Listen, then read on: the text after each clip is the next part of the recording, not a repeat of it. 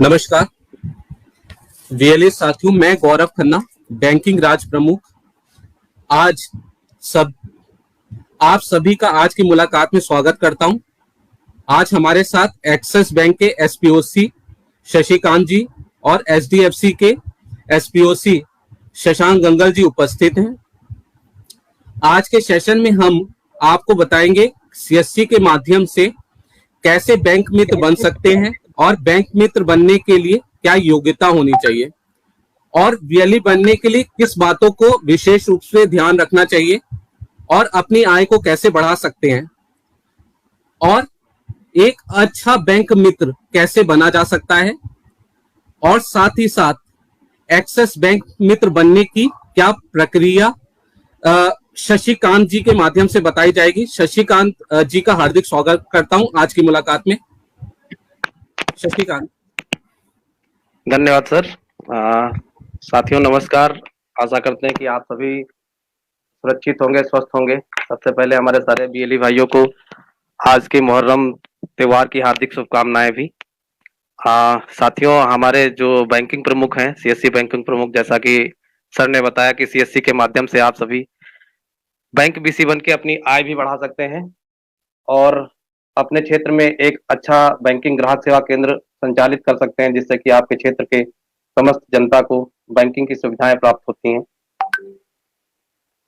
तो साथियों, सीएससी के माध्यम से सबसे पहले बहुत जरूरी है कि आपकी जो सीएससी आईडी हमारी संस्था की है वो संचालित हो रही हो और उस आईडी के तहत हमारा जो डिजिटल सेवा पोर्टल है वहां पर आप एक सक्रिय वीएलई हो, जिसके माध्यम से कम प्रतिमाह 100 ट्रांजेक्शन तो करते हो, जिससे कि हमें भी ये एहसास हो, पता चले कि आपके द्वारा किए जा रहे ट्रांजेक्शन से, आपके ग्राहक सेवा केंद्र से हमारे क्षेत्र की जनता को लाभ मिल रहा है।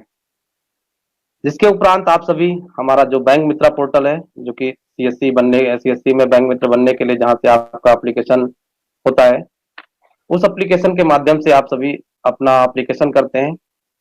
जिस भी ब्रांच बैंक के लिए आप इंटरेस्टेड होते हैं उससे संबंधित आप अपना एप्लीकेशन शो करते हैं और अपने सीएससी जिला प्रबंधक के द्वारा उसे अप्रूव करवाते हैं।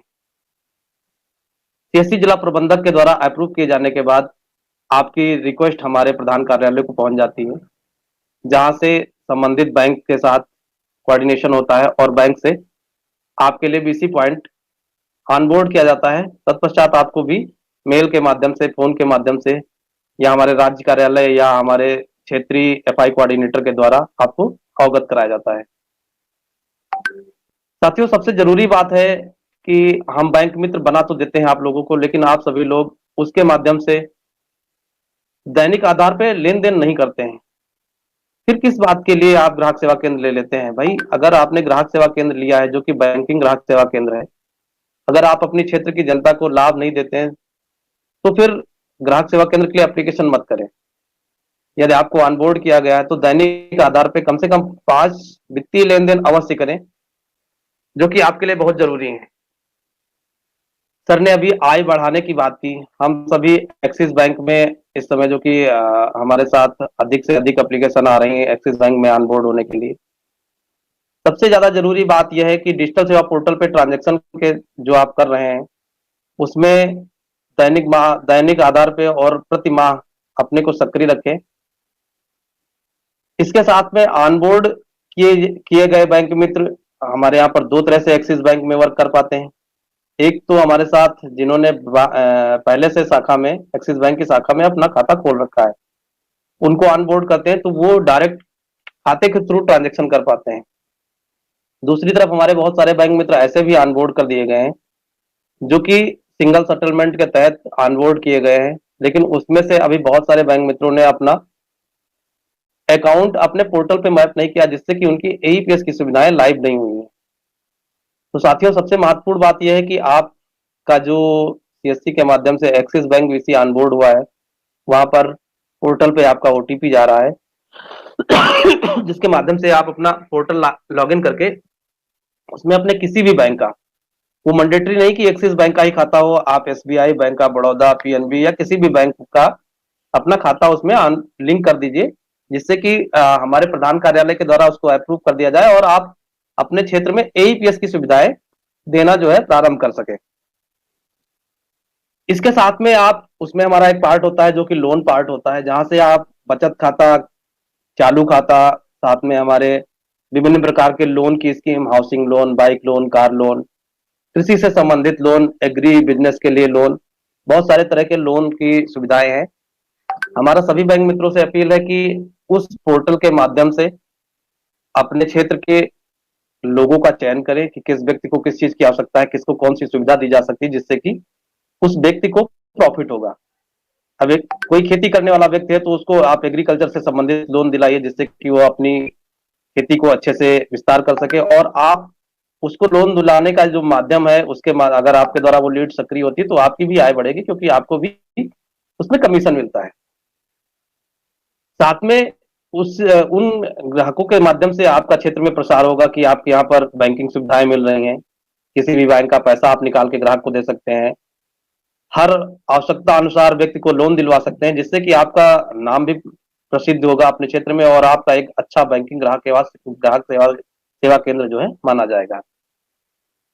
इसके साथ में सबसे इंपॉर्टेंट बात यह है कि आप आईआईबीएफ और पुलिस वेरिफिकेशन सर्टिफिकेट अवश्य अपलोड करें अपने बैंक मित्रा पोर्टल पे। जिन साथियों ने पहले से अपना बैंक मित्रा पोर्टल पे अपलोड कर रखा है, अच्छी बात है, और जिन्होंने नहीं किया है या जिनके पास मेल या मैसेज या कॉल के द्वारा जिनको सूचित किया गया है, वो उसको अपडेट कर दें। तो 3 चीजें अभी तक जो हमने बताई, एक तो डिजिटल सेवा पोर्टल पे अच्छे से सक्रिय होना, आईआईबीएफ का सर्टिफिकेट होना, और पुलिस वेरिफिकेशन रिपोर्ट होना। ये 3 चीजें मैंडेटरी हैं किसी को बैंक मित्र में सक्रिय होने के लिए, ऑनबोर्ड होने के लिए। साथियों, एक्सिस बैंक ने अभी कृषि सेविंग अकाउंट दिया है, जो कि हमारा रूरल क्षेत्र में बहुत अच्छा अकाउंट है। वो प्रत्येक व्यक्ति जिसके नाम से कृषि योग्य जमीन है, जो अपना डॉक्यूमेंट दे सकता है, अपनी खतौनी प्रस्तुत कर सकता है शाखा में, तो वो उस अकाउंट को खुलवाएं, क्योंकि उसमें जो हमारा एवरेज बैलेंस मेंटेनेंस होता है वो प्रतिमाह नहीं है, उसको वहां पर तिमाही जो है रखा गया है। 3 महीने में उसका जो एवरेज बैलेंस है वो 3 महीने पे चेक किया जाता है, और वो बहुत कम है, केवल 1150 रुपए है। तो जो रूरल के हमारे बैंक मित्र साथी हमें सुन रहे हैं, वो कोशिश करें कि इस अकाउंट को बढ़ावा दें। और साथ में जैसा कि इस समय त्योहारों का माह चल रहा है, तो बहुत सारे लोगों को कहीं ना कहीं धनराशि की आवश्यकता रहती है, तो हमारे पोर्टल के माध्यम से गोल्ड लोन, पर्सनल लोन, कई सारी सुविधाएं हैं जिसके माध्यम से अपने क्षेत्र के ग्राहकों को वो सुविधा दे सकते हैं, और उस सुविधा से अपनी आय भी बढ़ा सकते हैं, अपना एक क्षेत्र में अपना नाम भी बना सकते हैं कि हाँ, हमारे केंद्र से हर तरह की सुविधाएं मिल रही हैं।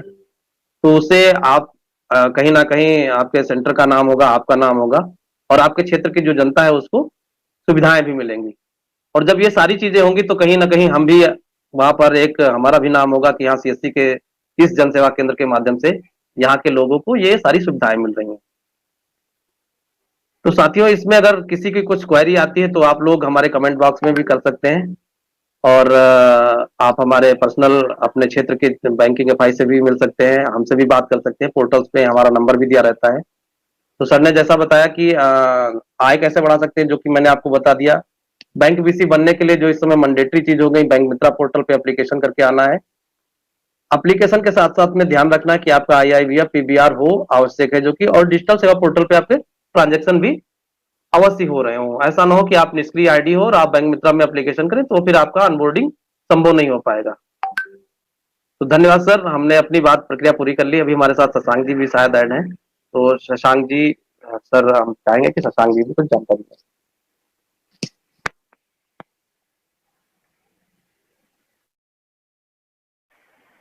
हाँ, आप सभी को मेरा नमस्कार। मैं Shashank Gangal, CSC Uttar Pradesh state office से आप सभी का आज की मुलाकात में स्वागत करता हूँ।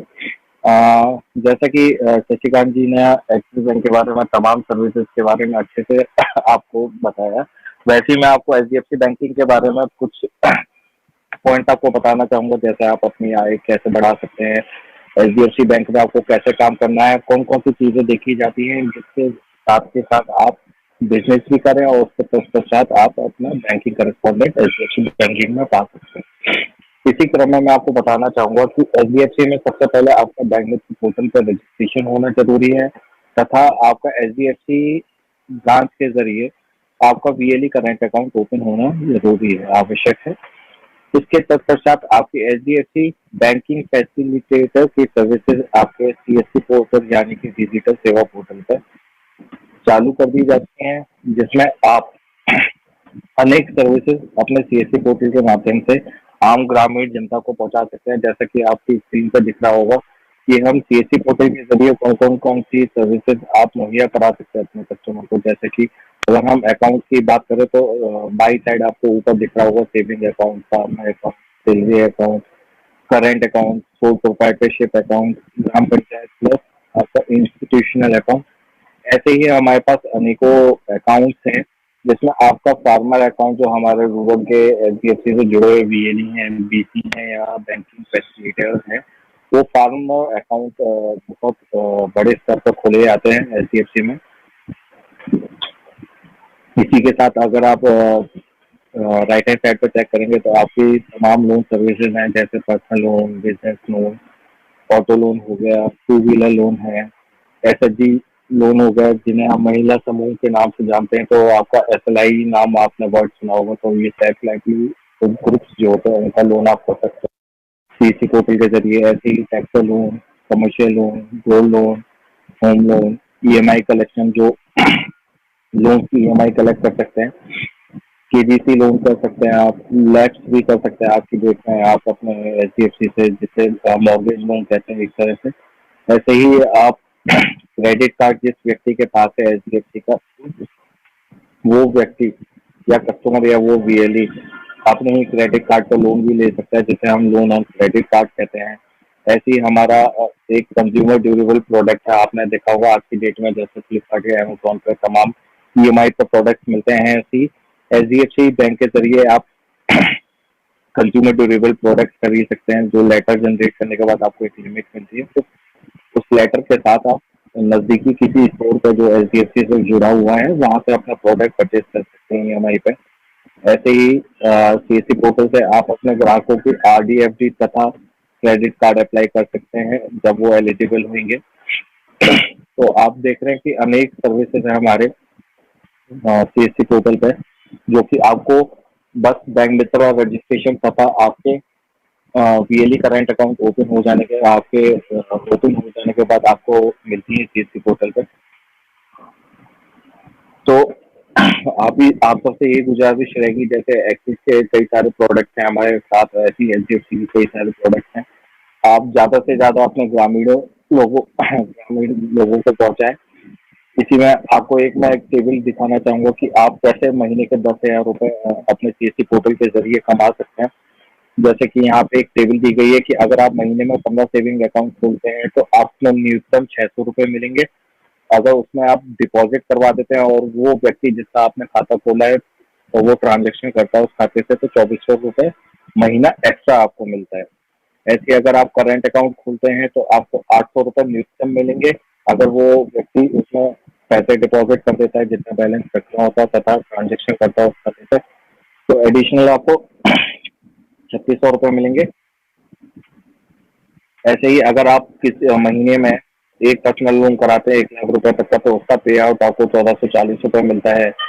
अगर आप टू व्हीलर लोन करा देते हैं, 3 टू व्हीलर लोन कराते हैं, तो एवरेज 50,000 के आसपास एक व्हीकल कराते हैं तो आपको 1800 रुपए 3 टू व्हीलर से प्राप्त होगा। अगर एक गाड़ी करवाते हैं जो एवरेज 4 लाख की होती है तो आपको 35 से 60 रुपए माह मिल सकता है। ऐसे ही अगर आप महिला समूह वाले लोन कराते हैं तो आपको 80,000 तक के 2 समूह लोन कराते हैं तो आपको 1600 रुपए तक पे आउट मिलेगा। तो आप देखते हैं कि न्यूनतम राशि अगर इतना आप प्रोडक्ट करते हो तो आपको 9,600 रुपए तक की कमीशन प्राप्त हो सकती है। और उसमें एवरेज और मिनिमम जो बैलेंस होता है बैंक का ट्रांजेक्शन करने के बेसिस पे आपको एडिशनल 6,000 रुपए और प्राप्त हो सकते हैं सिर्फ एक माह में। तो आप सभी से निवेदन है कि आप ज्यादा से ज्यादा दोनों बैंकों के प्रोडक्ट यूज करें और अपने सेंटर्स पे इसका प्रचार करें। जैसे हम टाइम टू टाइम स्लाइड्स देते हैं, आप अपनी मेल जरूर चेक किया करें साथ के साथ, तथा आपको व्हाट्सएप पर जो सूचना दी गई होती है वो भी चेक किया करें। जो बैंक के पोस्टर्स हैं, आप आज की डेट में दोनों बैंक से एरिया हेड के रिक्रूटमेंट हो रखी है, बैंक की तरफ से भी आपके लिए ऑफिशियल सेलेक्ट रखे जा रहे हैं, जो आपकी समस्याओं को सुन के उनको सुलझाने की कोशिश करेंगे तथा आपको उस चीज की जानकारी देंगे जो आपको नहीं पता होगी। उसके लिए हम और बैंक के दोनों लोग के एम्प्लॉय तत्पर हैं आपके लिए। तो आप सबसे गुजारिश है, जो भी एचडीएफसी में अगर बैंकिंग बीसी पाना चाहता है तो आप नीचे देखेंगे कि जो वीएलई ज्यादा से ज्यादा बिजनेस करेगा एचडीएफसी बैंक के साथ, उसे प्राथमिकता पहले दी जाएगी। तो अगर आप एचडीएफसी बैंक से बैंकिंग करेस्पॉन्डिंग के लिए जुड़ना चाहते हैं तो आज ही अपने सीएससी पोर्टल से, ज्यादातर वीएलई की ये सर्विसेज चालू कर दी गई है अकाउंट ओपनिंग और लोन की। तो आप अपने सीएससी पोर्टल में जाके एचडीएफसी बीएफ सर्च करिएगा या लोन सर्च करिएगा तो आपको पोर्टल खुल जाएगा जहाँ पे आपकी ये तमाम सुविधाएं सर्विसेज चालू होंगी। धन्यवाद। साथियों, अभी कुछ कमेंट बॉक्स में कुछ लोग टाइप कर रहे हैं, जिसमें कि टैक्सेस से संबंधित कई सारे दोस्तों ने हमसे सवाल किए हैं कि उन्होंने अपना एप्लीकेशन किया था बट डिस्ट्रिक्ट मैनेजर और स्टेट मैनेजर के द्वारा उनकी प्रॉब्लम को नहीं सॉल्व किया गया। एक क्वेश्चन आया है कि एक्सिस बैंक में अकाउंट क्यों नहीं खोला जा रहा है। साथियों, मैं आपको इस बारे में थोड़ा सा और ब्रीफ करना चाहूंगा कि जैसे कि एक्सिस बैंक में स्टार्ट किया गया था जब, तो उस समय हम लोगों ने क्या किया था कि एक्सिस बैंक की एक लिस्ट जारी की थी कि आप जाके अपनी शाखा में अपना अकाउंट ओपन करवाइए और उसके पश्चात हम आपको ऑनबोर्ड कर देंगे। परंतु वहां पर बहुत सारी कमियां आई, जैसे कि जिस बीएलई का एक्सिस बैंक के ब्रांच मैनेजर से अच्छा जुगाड़ होता था, अच्छी पकड़ होती थी, पहचान होती थी, उस व्यक्ति ने जाके अपना अकाउंट ओपन करवा लिया, या कई बार कुछ फेक लिस्ट वहां पे पहुंच गई, या मिस्टेक से किसी अदर बीएलई का नाम पहुंच गया, या अकाउंट खुल गया उसके बाद उसका कुछ ना कुछ जो सिविल रिकॉर्ड होता था या कोई प्रॉब्लम की वजह से उसको ऑनबोर्ड नहीं किया गया। तो वहां पर क्या हुआ कि उन बीएलई भाइयों के जो करंट अकाउंट्स ओपन किए गए थे उनमें कंसोलिडेट चार्ज लग गए और कई सारे अकाउंट तो ऐसे गए जो कि 50,000 या अबव में माइनस में चले गए। तो फिर बीएलई भाइयों ने वहां पर भी शिकायत शुरू कर दी। तो अभी हमारा सभी बीएलई भाई से निवेदन है कि एक्सिस बैंक ने इसीलिए सिंगल सेटलमेंट स्टार्ट किया है, जिसके तहत जब तक आपका ट्रांजेक्शन बहुत अधिक नहीं हो जा रहा है तब तक आप किसी भी बैंक के साथ अकाउंट लगा के अपना एपीएस का ट्रांजेक्शन चला सकते हैं। जैसे कि आपको इनकम टैक्स की प्रॉब्लम फेस करनी पड़े, इस कंडीशन में आप पहुंचेंगे, उससे पहले आपका करंट अकाउंट ओपन करवा दिया जाएगा। पहले आप किसी बैंक के अकाउंट को लगवा के अपना वर्क स्टार्ट करिए। जैसे जैसे आपके ट्रांजेक्शन बढ़ते जाएंगे, हम एक्सिस बैंक के सर्किल हेड या अपने हेड ऑफिस से या ब्रांच से कोऑर्डिनेट करके आपका अकाउंट जरूर ओपन करवा देंगे। तो इस क्वेश्चन पे हम यही कहेंगे आप सभी से कि अभी आप किसी भी बैंक का अपना खाता लगाइए और जो है अपना एईपीएस स्टार्ट करिए। साथ में एईपीएस के साथ में सबसे इंपॉर्टेंट जो चीज है, जैसा कि शशांक भाई जी ने अभी बताया कि हम लोगों को लोन की सर्विस में अधिक एक्टिवेट रहना है। अपने क्षेत्र में जो भी हमारे जनता है हमारे क्षेत्र की, उनको अपने सेंटर के माध्यम से, अपने ग्राहक सेवा केंद्र के माध्यम से अधिक लाभान्वित करना है। तो पैसे निकाल के देने में तो उनको लाभ उतना नहीं मिलता जितना आपको उन्हें फाइनेंशियली जो भी लाभ है वो देंगे। जैसे कि आप उनको एग्रीकल्चर लोन दिला देंगे और किसी को बाइक खरीदनी है तो उसको लोन दिलवा देंगे। तो वो पैसे निकाल कर जो आप लेन देन करते हैं वो तो ठीक है, अच्छी चीज है, बट उससे कहीं अच्छी अधिक चीज है कि अगर आपके केंद्र के माध्यम से उसका लोन अप्रूव हो जाता है, उसका कोई अकाउंट ओपन हो जाता है, या उसकी एक आरडी एफडी हो जाती है जो कि उसकी फ्यूचर में उसकी सेविंग के रूप में उसके काम आती है, तो वो चीजें ज्यादा अच्छी होती हैं। तो इस तरह के वर्क में आप अपना अधिक योगदान दें और अपनी आय बढ़ाएं। एक्सिस का जो करंट अकाउंट है वो, जैसे कि आपके ट्रांजेक्शन बढ़ रहे हैं, खोले भी जा रहे हैं, अगर किसी का अकाउंट माइनस में हो गया, कई सारे लोगों के अभी भी शायद माइनस में है, अभी पैसा उनका नहीं वापस आ पाया है, तो अपनी शाखा में जाएं और उसका प्रोडक्ट चेंज करवा दें और अपने एफआई कोऑर्डिनेटर से जो भी जिस क्षेत्र में है तो उनको सूचित कर दें कि ये बैलेंस माइनस में हो गया है। ये मैसेज आया ऑन बोर्ड होने की प्रक्रिया, आईसीआई बैंक से रिलेटेड कई सारे लोगों ने मैसेज डाल दिया अभी कमेंट बॉक्स में।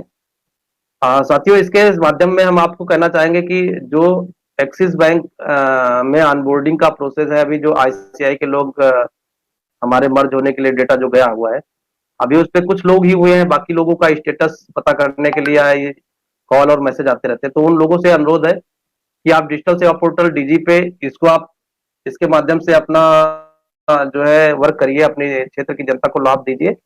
और मर्जर के बारे में यही कहेंगे कि जैसे भी हमें उसकी प्रगति से अवगत कराया जाएगा, हम आप सभी को तत्काल जो है इसकी सेवा ऑनबोर्डिंग की जो भी होगी प्रक्रिया वो आपको हम अवगत कराएंगे, उससे मेल के माध्यम से, फोन कॉल और मैसेज के माध्यम से।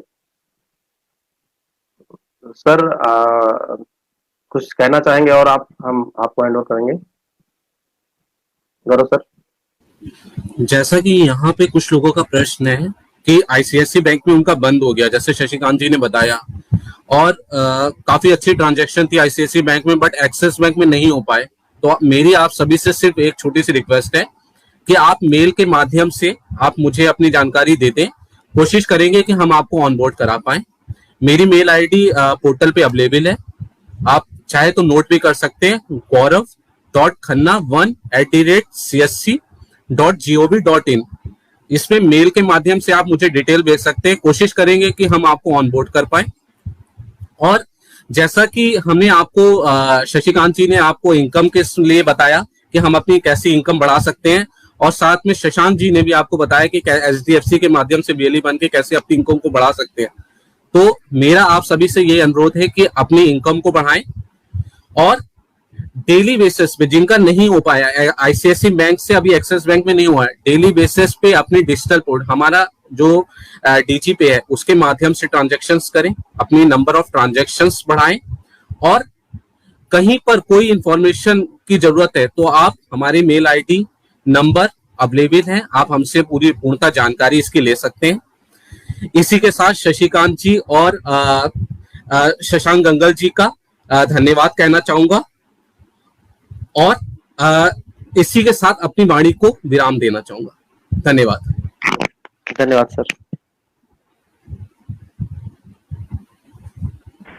Thank you. आज की मुलाकात यहीं समाप्त करते हैं। आप सभी का धन्यवाद।